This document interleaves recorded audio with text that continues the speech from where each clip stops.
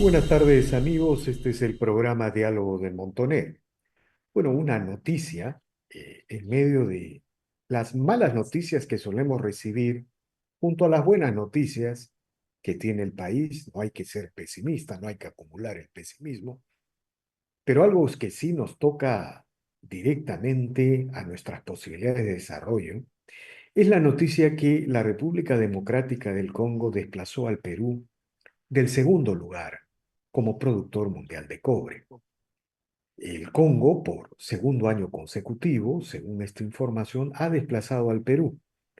El año pasado el Perú produjo alrededor de 2,7 millones de toneladas de cobre fino, en tanto que el Congo hizo 3,3 millones toneladas de cobre fino, es decir, algo entre 500 o 700 mil toneladas más produjo el cobre. Y bueno, hay varias explicaciones para eso. Una de ellas es que las minas del cobre tienen más alta ley, es decir, producen más cobre por cada tonelada de mineral que se procesa.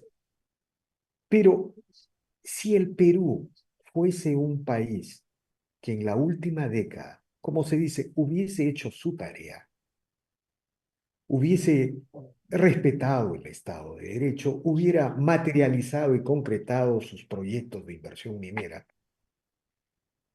el Perú no solamente no estaría amenazado por la producción de cobre del Congo, sino que estaría disputando el primer lugar mundial en la producción de cobre con Chile.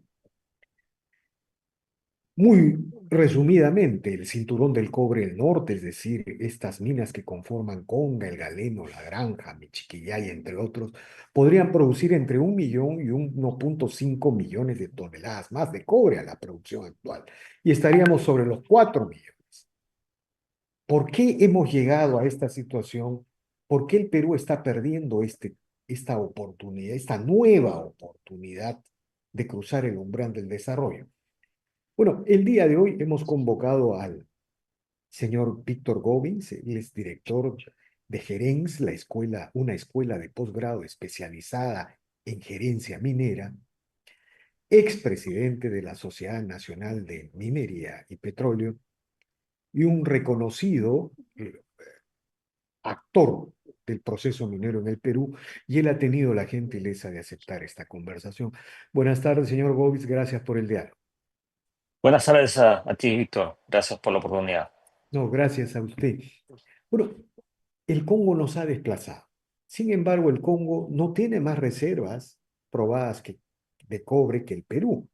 ¿Por qué ha sucedido esto? ¿Cómo explica usted esta situación? Primero, como lo has dicho, hay una explicación geológica, ¿no?, de la naturaleza.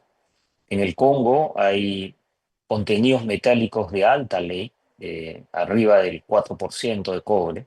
En el Perú nuestros yacimientos tienen leyes en promedio, diría yo, de 0,6% de cobre. Ellos tienen minas de 4%. Entonces cualquier incremento de producción, cualquier incremento de volumen movido se refleja en mayor producción de finos. Dicho esto, más que mirar el crecimiento de Congo, que es notable y es meritorio, lo que tenemos que mirar nosotros es qué hacemos, qué tenemos que hacer distinto. Nosotros tenemos un portafolio de proyectos de cobre que supera los 40.000 millones de dólares. Como bien dijiste, hay un clúster en el norte del Perú y hay otro en el sur, donde está Trapiche, donde está Corocohuayco, donde está el nuevo Tajo de las Bambas, donde está el proyecto Los Chancas, donde está Tía María, donde está Zafranal. Entonces, si uno desarrollara esos dos clústeres, podríamos fácilmente duplicar el nivel de producción. Y esto, más que expresarlo en términos de producción de cobre, déjame expresarlo en términos económicos. En alguna oportunidad con la Universidad San Martín, con la Escuela de Gobierno de la Universidad San Martín, hicimos un estimado con un modelo econométrico, qué sería el efecto en el Perú de que produjéramos el doble de cobre. Y el efecto concreto es de que el crecimiento del PBI y la reducción de la pobreza nos ponía en una situación por debajo de 2 dígitos en pobreza. Esa era la magnitud. Y claramente si uno mira esos dos clústeres, el desarrollo exportador, porque claramente la industria minera es una industria exportadora que requiere carreteras de acceso, líneas de transmisión, líneas de comunicación para Internet, puertos y una logística de traslado de personas, traslado de insumos. Ese impacto de inclusión de la zona altoandina, donde están estos proyectos con las zonas costeras, sería de alto impacto. Y eso es lo que deberíamos lograr de que nuestros políticos compren este sueño. Claro, antes de continuar con el diagnóstico y las propuestas, quería hacerle una pregunta un poco para siempre ver el vaso medio lleno y ver nuestras posibilidades. Es exagerado sostener que el Perú puede disputar con sus actuales reservas el primer lugar en la producción mundial de cobre? ¿Es una exageración? ¿Es un nacionalismo exagerado? ¿Qué nos responde a eso, señor Gómez? No, no, es una realidad geológica nuevamente. Si uno mira desapasionadamente la geología, que es la fuente del mineral que existe en el territorio peruano y lo compara con el de Chile, uno se encuentra que frente a las costas del Perú tenemos un gran fenómeno geológico que explica, por un lado, la sismicidad de nuestro territorio, pero a su vez explica de que hay una subducción, hay una gran estructura submarina que está ingresando y que forma los Andes y que permite que se produzcan estos fenómenos, estas inyecciones de magmas, y tenemos, por lo tanto, yacimientos de cobre, tanto en el norte como en el centro, como en el sur del Perú. Entonces tenemos mucha mejor geología que nuestro vecino de Chile, y lo que nos falta es tener la convicción de que ese portafolio, ese potencial de desarrollo de cobre, más que ponernos en primer lugar, que es un tema de tiempo, nos pone en una vía de desarrollo acelerada para todos los pobladores de nuestro territorio. Le pregunto esto porque Chile tiene alrededor de 190 millones de toneladas métricas de reservas probadas. Perú creo que tiene 110 y el Congo 80. Lo que usted nos dice es que en el Perú no solamente faltan concretar proyectos, sino que también falta exploración, es decir, Sin se duda. puede avanzar mucho en exploración. Y le estoy hablando de uno de los metales centrales de la cuarta revolución industrial, es decir, del siglo XXI. O Así sea, es. esas son las potencialidades del Perú. El Perú no solamente se queda en 110 millones de toneladas métricas. Correcto. Correcto, es decir, nuevamente, si uno mira el gran fenómeno geológico que es esta subducción de la placa de Nazca, como se conoce, hacia la zona continental y forma esa gran impronta que es la cordillera de los Andes, uno se da cuenta de que el potencial por explorar y por lo tanto por desarrollar es todavía desconocido. Y tratando de ponerlo en términos sencillos, no es un sueño pensar de que el equivalente a Arabia con el petróleo, el Perú con el cobre, desarrollado como un pilar de su economía, puede tener un florecimiento muy acelerado. Puede abreviar muy rápidamente su camino al desarrollo, ¿no? Si es que hay Estado de Derecho, instituciones, en fin. Ahora, usted señalaba algo que es impresionante, ¿no? Si desarrollamos los proyectos que tenemos en cartera, la pobreza bajaría debajo de dos dígitos, o sea, estamos hablando de 9, 8% de Así pobreza. es. Y por otro lado, imaginémonos que hubiéramos sacado Conga y el Cinturón de Cobre del Norte. ¿Es cierto esto que a pesar de la crisis política, esta pandémica crisis política, el Perú estaría creciendo sobre el 5%? Eso es lo que estamos perdiendo. Eso es lo que estamos perdiendo, y básicamente por esa falta de mirada, digamos, holística, por esa mirada de largo plazo, tenemos lamentablemente personas que hacen política basado en la coyuntura, ¿no? Y en la coyuntura, sin duda, hablar en contra de la minería formal les da réditos políticos, ¿no? Es un país, no podemos negar, que todavía tiene disparidades, y esas disparidades le permiten a los políticos poco serios usar esta narrativa en contra de la actividad formal. ¿Y qué ha pasado, señor Rovitz, para que hasta la primera década del nuevo siglo, del nuevo milenio, el Perú hizo toda su tarea para convertirse en una potencia minera mundial. Y desde esa época, digamos, todo ha ido en declive, en paralización, en postergación, pero a pesar de eso seguimos siendo una potencia minera mundial. Entonces, ¿qué ha pasado en el Perú, no? Mire, yo veo el aeropuerto Jorge Chávez, u- una inversión y una tecnología del siglo XXI. Salimos del aeropuerto, no hay puentes, no hay carreteras, no hay Estado. Bueno, lo mismo acaba de pasar en Chancay, son imágenes que interpelan, ¿no? Se acaba de caer un Ujú. puente del el megapuerto, uno de los más importantes del mundo. ¿Qué ha pasado en el caso de la minería? Porque estas imágenes de enclaves Ujú. aislados de sociedades con exclusión, sin Estado. Es lo mismo que se puede aplicar para la minería. ¿Qué ha pasado en la minería qué papel, cuáles son las responsabilidades de este frenazo que el Perú está experimentando en su desarrollo minero? Sí, es una buena reflexión y me lleva a esta respuesta, ¿no? Creo que el desencuentro fue no entender de que necesitamos un Estado pequeño, fuerte y ágil, ¿no? Tenemos un Estado inmenso, de gran dimensión y débil, y por lo tanto lleno de procedimientos engorrosos que sin duda no atraen la inversión. Si yo para explorar en Canadá me toma 3 meses sacar un permiso y en el Perú me toma 3 años, solamente eso nos da una idea de lo complejo que puede ser desarrollar la industria minera. Y nuevamente, si yo pierdo 3 años y no estoy perforando, sino haciendo papeles, tramitando papeles, no se dan cuenta de que no genera valor. Lo que genera valor es el taladro que yo perforo, el riesgo que yo tomo, pero perforo para encontrar y dimensionar el yacimiento. Yo no genero valor moviendo papeles de una oficina a otra, ¿no? Entonces, ese cambio requiere nuevamente un Estado fuerte. Nadie habla de un Estado débil, fuerte, pero ágil y ligero, ¿no? No lo que tenemos al día de hoy, un sistema de 19 ministerios. Un proyecto minero pasa por 258 pasos administrativos para salir adelante. Entonces, hemos creado pues un sistema que atrapa y no le da agilidad al sistema. Y en paralelo, como le comentaba, una dinámica de algunos partidos, de algunas personas que aspiran a cargos públicos que lo que hacen es usar una narrativa digamos, de confrontación, ¿no?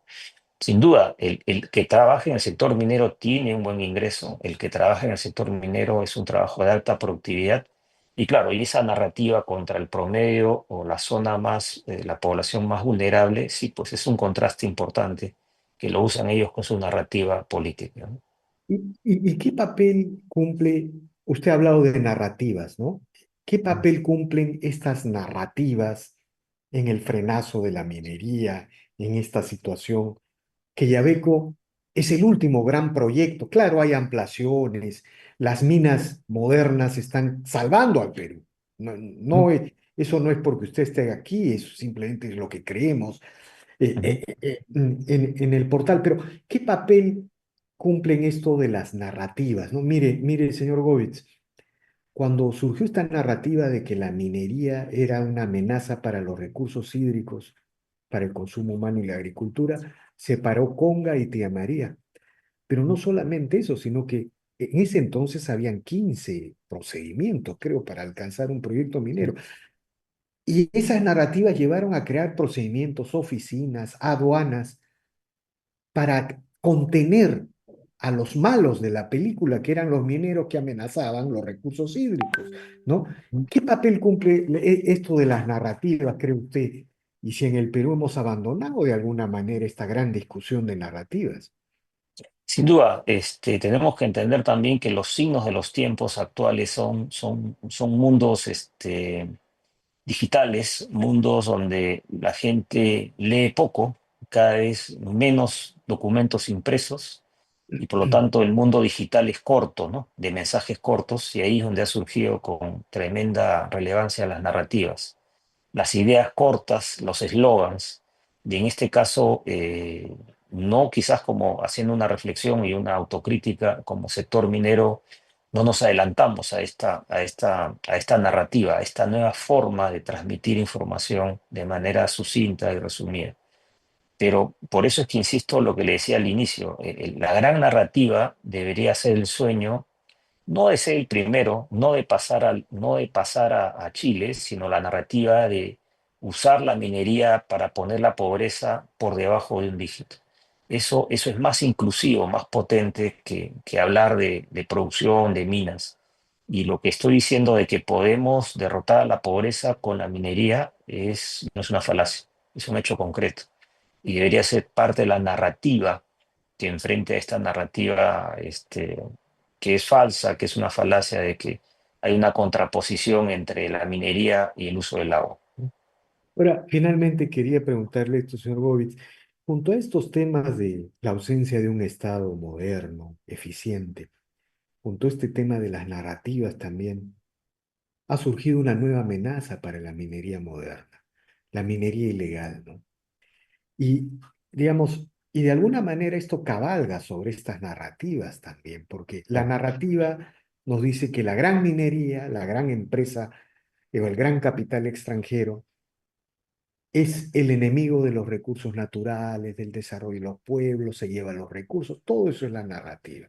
Y ahora viene esta narrativa que, digamos, la formalización fracasa y todos tienen derecho a hacer minería. Finalmente, claro, todos tienen derecho a hacer minería, pero una minería sustentable en cualquier parte del mundo requiere gran tecnología, Ujú, requiere intensidad de capital. No hay minería moderna sin alta tecnología, sin intensidad de capital, y ujú, eso es la única manera de preservar el medio ambiente, de salvar la tierra con el gran ujú, capital. No hay otra, porque si todo fuera como en el oeste americano, el mundo simplemente, el agua, el río, los mundos entraría en cuestión. Hay un discurso antiecológico ahí. ¿Cuál es la real amenaza de la minería ilegal para la minería moderna en el Perú? La gran amenaza es que se está financiando a través de economías ilegales. Y esa es la gran amenaza. Parece que hay empresas, hay personas, hay partidos políticos, hay líderes políticos que no tienen claridad en ese concepto. Y nuevamente les gana el corto plazo. La actividad minera ilegal, artesanal, de baja escala, genera empleos, sí, pero genera empleos de muy baja calidad. Y baja calidad en términos de seguridad para las personas, de salud para las personas y finalmente de prestaciones de servicios sociales de largo plazo. Ahí no hay plan de retiro, ahí no hay seguro social o seguro de cobertura, no hay técnicas. Entonces, abandonamos todo eso por una mirada de muy corto plazo. Y nuevamente, como decía, algunos líderes políticos, algunos partidos políticos ven eso en términos de muy corto plazo de votos, ¿no?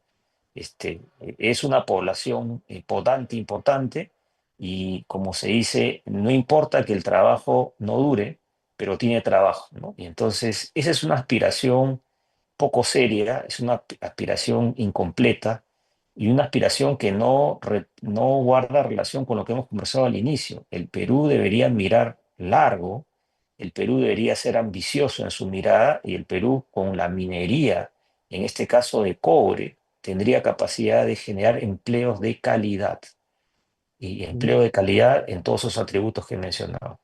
Y esto de la minería ilegal, si el Estado no asume su responsabilidad, si el Estado de Derecho no ejerce su autoridad, puede convertirse en una ola que nos lleve a un Estado fallido, porque el precio del oro no va a bajar, va a seguir subiendo, y Sí. probablemente la libra del cobre de igual manera. Entonces, si no hay Estado de Derecho, si no hay derechos de propiedad, esto puede ser como Sendero o el narcotráfico en los años 80, o es una exageración.